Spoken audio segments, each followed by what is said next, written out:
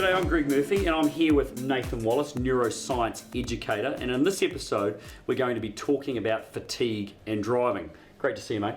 Kia ora, Greg. We know that fatigue is enormous, and I mean people are driving tired and ill-prepared a lot. Yep. What's going on in the brain tell me about that and fatigue. I mean, fatigue is like a form of stress to the brain. So we go back to those scales again. That the more tired you get, then the more aroused your brainstem is. So correspondingly, you start to lose that brain number 4, that ability to focus your attention, to appropriately, ascertain what the risk is. All of that good stuff in brain number 4. I mean, probably nothing more than sleep in lots of ways undoes that and arouses that brainstem. Yeah. sleep is so fundamental to our well-being. And so what is it? What is fatigue then? I suppose what's a bit? Well, fatigue is just that obvious? It can just be fatigue can just be a lack of sleep. Or maybe you're getting the appropriate number of hours of sleep, but you're not getting a quality sleep. I mean, that's one of the things. One of the major practices in New Zealand is to have a few beers before you go to bed. We could have a whole talk on that, just that New Zealand has a very binge drinking culture. So our levels of what we think is normal amounts of alcohol is quite high in comparison to other countries. So, we know if you have beers before you go to sleep, then actually you have multiple times where you wake up during the night. So that interferes, you don't remember it because your brain links those sleep cycles together. But that when you've had multiple wakeful periods, then that stops you going into REM sleep. And it's really the more REM sleep you have, the more refreshed you are. In fact, just to give you an idea of how important REM sleep is, when we deprive rats of REM sleep, they die at the same rate as if you're starving them. So REM sleep seems to be to your physiological body as important as nutrition and eating. And yet we still don't fully understand everything that happens in REM sleep. We just know that if you don't get that, you're incredibly fatigued. So same with marijuana, someone who's getting stoned just before they go to bed, it's the same as someone who's getting drunk just before they go to bed. It might, in your perception, feel like you're falling to sleep easier. It might even feel like you're going into a deeper sleep, but you're not. If we had you hooked up to the equipment, you are staying in a light sleep and you're waking up frequently without even being conscious of it. So it's just that if you're going to have beers before you go to bed, don't do it just before you go to bed. It's very different to have had them at 6 o'clock when you get home. You have a couple of beers, and then you've got a couple of hours before you go to bed. Then you'll get a much higher quality sleep than the person who downs the beer, goes to the toilet, and then goes to bed. People must be just getting so used to being in that whole fatigue state that they just don't even recognise it anymore. And then we come back to that thing where your reality isn't really what's happening in front of you, it's what you perceive reality to be and what you predict it to be. So people have normalised the amount of stress and not sleeping. We've so by the time someone nods off and is conscious of the fact that, I just nodded off, you typically had lots of micro sleeps before that. So you've actually been unsafe for quite a long time before you get to the conscious point. So that would mean any sensible person, you would think, as soon as you have that first nod off, you would know that, you would pull over and have a sleep. But of course, if you don't have metacognition, you don't know that, you just think, that's the start of it. It's working against you that if you've never had an accident, most of us have a 100% success rate at having felt that nod and yet carried on driving and not had a car accident. So that works against us because we start to perceive that, I can do that, it's not as bad as it seems. It's similar to that ego stuff we talked about before, our risk assessment, perceived risk as opposed to actual risk. So we're encouraged in that situation to perceive that we're not really at risk, that I can fight that I can overcome that. Whereas actually you're at quite a high risk by the time you're nodding off at the wheel. And so then, you go to work and you're driving along and it's like, okay, no, I can manage this because I'm just going to have a coffee or I'm going to have an energy drink. Yeah. That's going to give me the pep that I need to, just continue on. Yeah. And it does in a way because it certainly elevates your heart rate, and so that your elevated heart rate, that's really arousing that brainstem though. So it gives you that bolt of feeling, and so you'll have a quick second of being more alert. But it's kind of like energy drinks are like we equate them to like cigarette smoking. People who have a cigarette perceive that they're less stressed afterwards, and yet actually on a heart monitor their heart rate's just gone up and their blood pressure's just gone up, their body's more stressed, even though they perceive themselves to have relaxed from having a cigarette. Same with an energy drink. You might perceive that you've given yourself a little burst, but actually that's followed by a lull. That's how they work. So it's followed by a lull after a cigarette to make you want another cigarette. The energy drink is followed by a lull.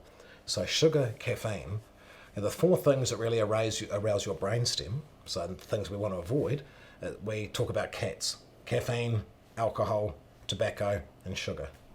They're the 4 things that lower your neuroplasticity, your brain's ability to be adaptable, and that's really because it arouses a lot of those stress response systems. That little burst we get from the coffee feels like it's waking us up. It's actually giving a little burst to the brainstem, the very thing we're trying to calm down. It's completely working in the opposite. It's counterproductive. Yeah, it's an illusion that it's helping. Even though when you have that coffee, you might feel more awake for the next 5-10 minutes. It's going to be followed by even more tiredness than you had before you had the coffee. Yeah, and so really, I mean, okay, sleep is so critically important to be able to for us to function properly. But and then on top of that, then the best thing you can be doing, and from my experience too, and from being prepared to drive a race car and for endurance for a couple of hours at a time, whatever it is. I mean that physical preparation, you sleep 100%. I know if I didn't have sleep, and you just turn up at the racetrack the next morning, and you got to go. It is so hard to get engaged. Yes, you start to when you're, all the internal drugs come into your system through when you get in the race car and it all starts to naturally, the dopamine and stuff, dopamine and adrenaline, all that kind of that gets you going. And I mean, it's an incredible stuff. Even though when you're used to it, you don't feel it anymore. It's still there, and it does get you going. But the other things are clearly hydration, making sure that your body is hydrated, and obviously feeding it correctly with the right food to actually do that. And regularly, it's also timing. And regularly, because I know if I don't drink water, even when I'm just a normal day, if I don't drink enough water, I end up being tired before I should be. Yeah, people underestimate how much hydration, because your brain, just how much it impacts, because your brain is going to shut down from the last on, the first off. So it's those higher functions in brain number 4 are the very ones that start to, as soon as you start to get dehydrated, shut down. You see this right across all the sort of different industries I work in. When you work with kids with behaviour problems, one of the most fundamental things we can do to respond to a kid that's misbehaving is, first of all, give them a drink of water. Because actually what you want to do is bring online that frontal cortex. They haven't got a fully developed one because they're a child, but you want to sort of use as much of it as there. So you really start off on the right foot by giving them a drink of water straight away. That helps to hydrate the brain. You have to regulate and calm the brainstem when you drink water. If you're dysregulated, you're being chased by a saber-toothed tiger, your ancestors, you couldn't drink a glass of water halfway through that chase because you would drown. So when you bring the glass of water up to your mouth and you go to drink, in that second just before you drink, you actually re-regulate your whole system and you regulate your breathing in order to be able to drink, and that helps to calm the brainstem down. So it's working on 2 levels. It's the ritual of calming your brainstem by drinking, because you can't do that in a dysregulated state, but it's also hydrating you. How have we managed to misinform with some of these things? So, I mean, it's advertising. It's just what we read, what we believe. I don't know, but we really have misinformed when it comes to these kinds of things. When you are trying to, you are, say you've got some fatigue and here we are. I mean, how many people believe that if I have an energy drink or have a coffee, I'm going to be better off. Yeah, that's right. And you're right, that is advertising and it is belief and it is based on partial truth, because people click into that, I've had a coffee and I get a little spark, so it must be true, but they're not seeing the whole process. So, sleep is different than most people think it is, because you have a perception that you go to bed and you go to sleep for 7 hours and then you wake up again. But actually, you've learned to link sleep cycles together. I mean, you see this with young children, because they don't come home from the hospital generally and sleep 8 hours. They sleep for a couple of hours.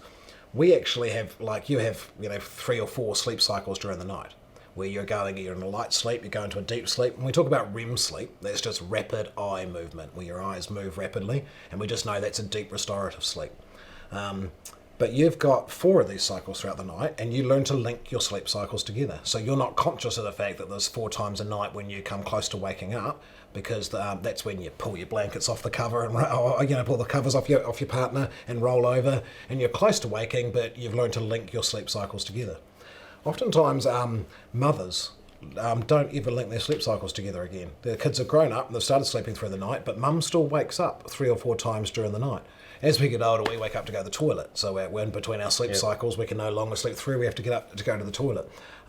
It's just an indication that actually you're not sleeping for 7 or 8 hours. You're linking your sleep cycles together. That's why I think when when you have a sleep incident on the road where you have a microsleep, you're not necessarily aware of it because your brain, you're often not aware of it because your brain has learned to link your sleep cycles together, just like you're not aware when you wake up during the night. Just like the people who have alcohol just before they go to sleep aren't aware that they're waking up multiple times throughout the night and preventing that REM sleep because your brain isn't focused on concentrating on that. But because sleep is so, fundamental, it's down in that brain number one. So, when you don't get enough sleep and you're fatigued, then brain number one as the foundation is going to affect all the other brains as well. So like your motor skill brain, that automatic behaviour, that's going to be slightly slower if you're fatigued and your brain stem's aroused. Then there's much more activity happening in that brain number one. You just don't have the juice to operate the rest of it properly. So brain number two, your reflex times are going to go down. Brain number three, your emotional brain, you're much more susceptible to stress, perceiving things negatively, reading someone's facial expression as negative rather than positive. Your emotional brain's also going to be fatigued. And then, of course, you've got your frontal cortex, the one you need for driving. That's judging distance and, and risk assessment. All of those three brains are going to be impacted by a lack of sleep.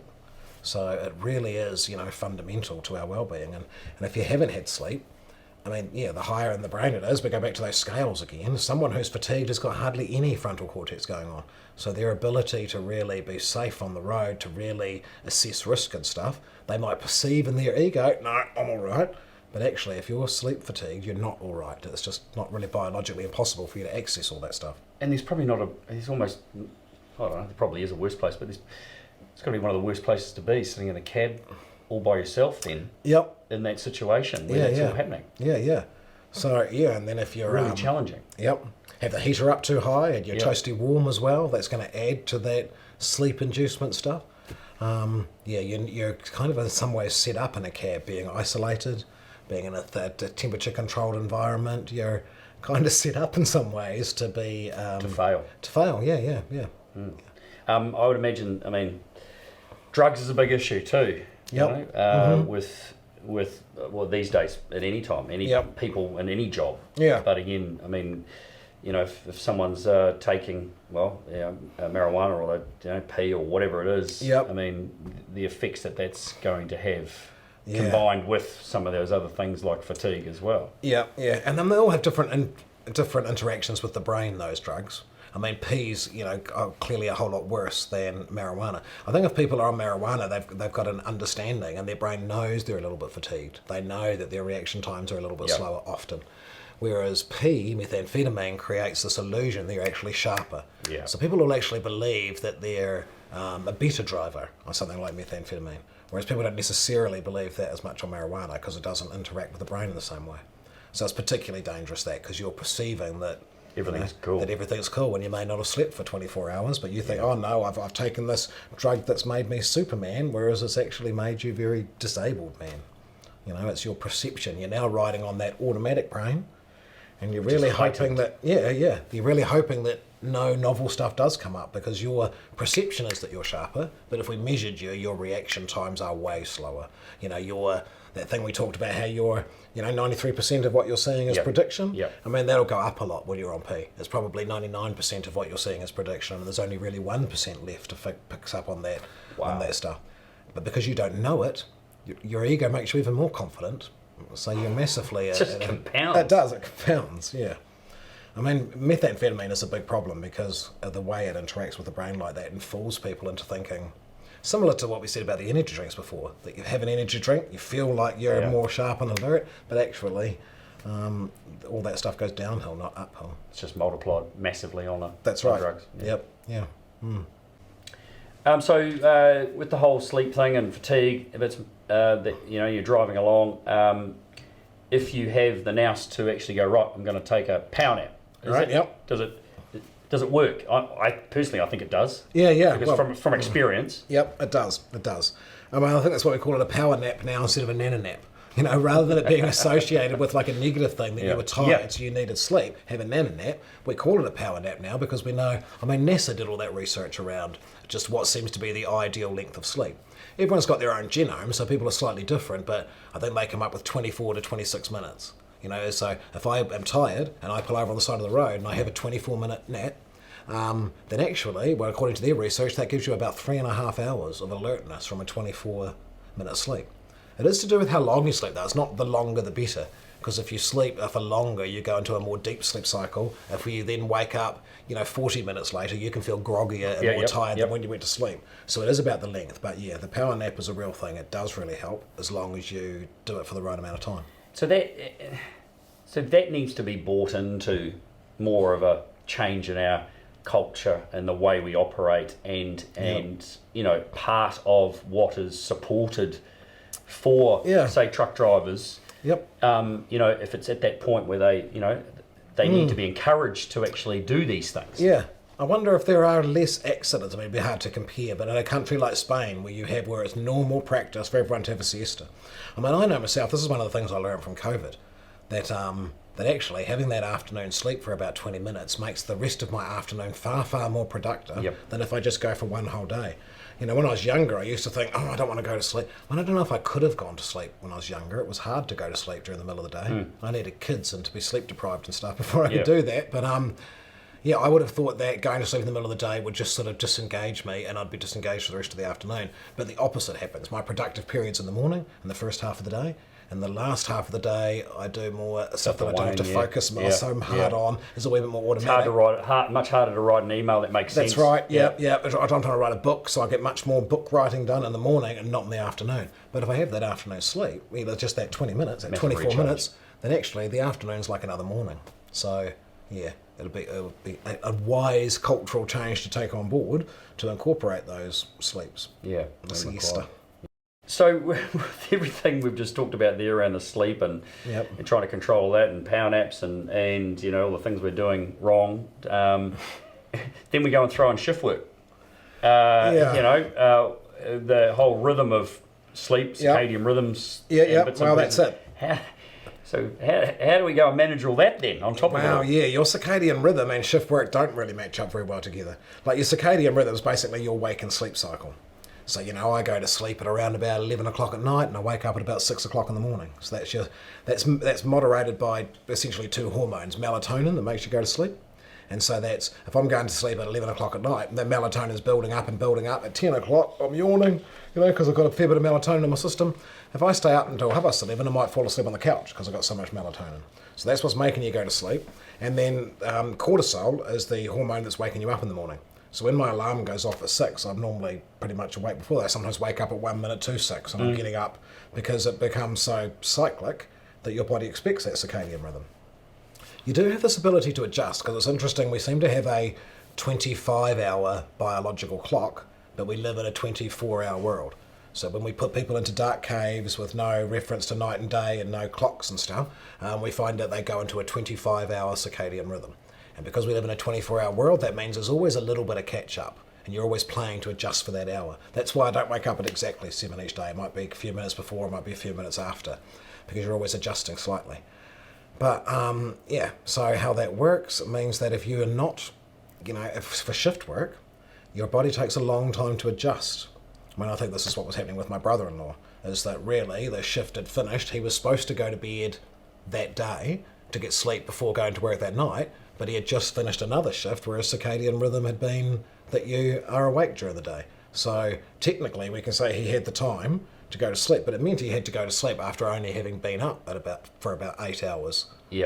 So in order to get the sleep, to sleep bank it, so that he had enough sleep. Whereas really, I think what was happening for him and most drivers is when that changed on that first day, which was the day he was killed, there is that much higher risk of having an accident, because your circadian rhythm takes longer to adjust than that.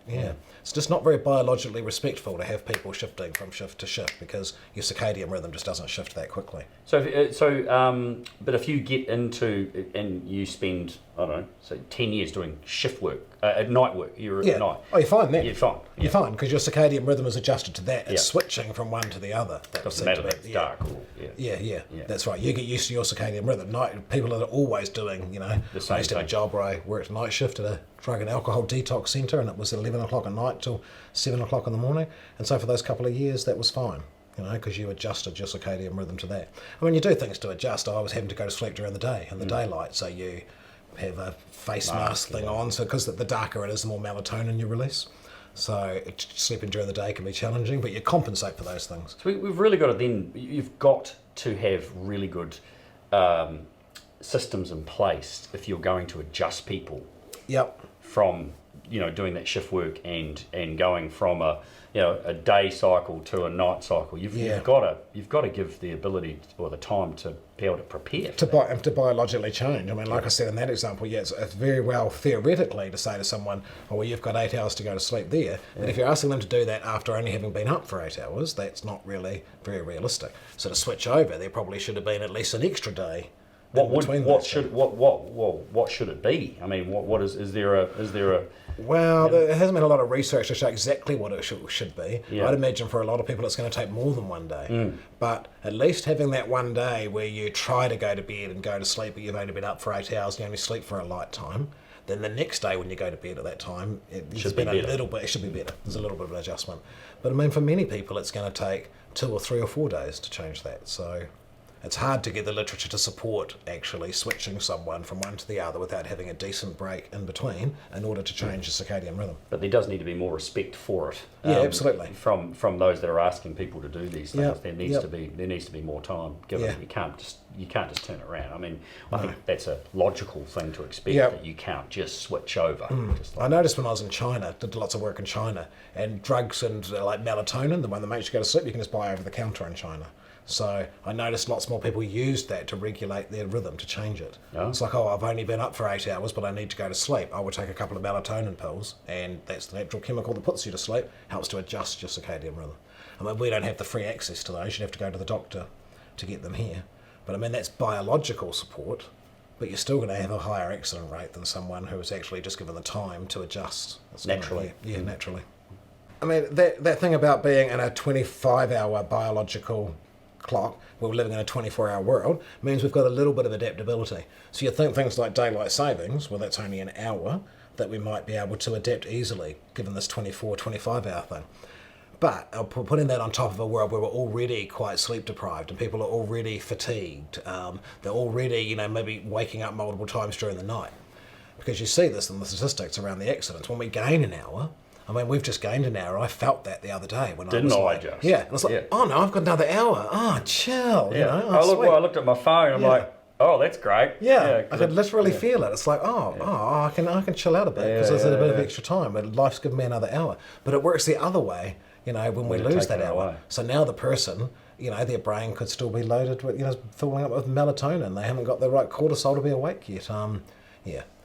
If everything was ideal, it doesn't sound like much, right? But it has a big effect. It can have a massive effect. Yeah. When you look at the statistics around the increased number of accidents on that day, that's the worst day of the year for car accidents when we lose that hour, because people are already sleep deprived. So to add that extra hour on is just the straw that broke the camel's back often.